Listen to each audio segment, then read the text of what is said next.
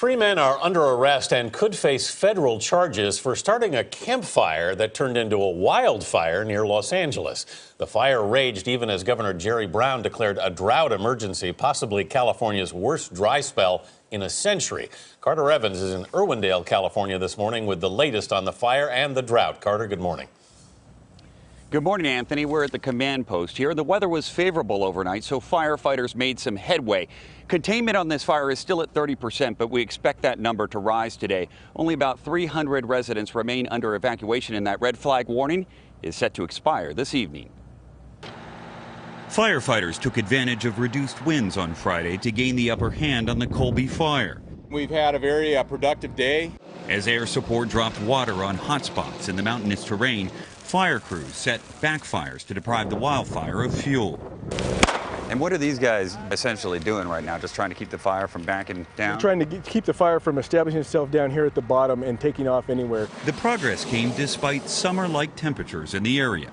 It seems like this is July rather than January, and these conditions are extremely different than what we've seen in the past. More than 90% of California is facing drought conditions, leading Governor Jerry Brown to declare a state of emergency on Friday. It's important, first of all, to awaken all Californians to the serious matter of drought and the lack of rain. The issue extends beyond California to all of the western U.S. and even parts of the Midwest, where drought conditions are expected to continue and intensify over the next several months. We are in a unprecedented, very serious situation, and people should pause and reflect on how dependent we are on the rain, on nature, and one another. It was a combination of the extremely dry conditions and strong Santa Ana winds that allowed the Colby fire to explode on Thursday after embers from a campfire were blown into dry brush nearby.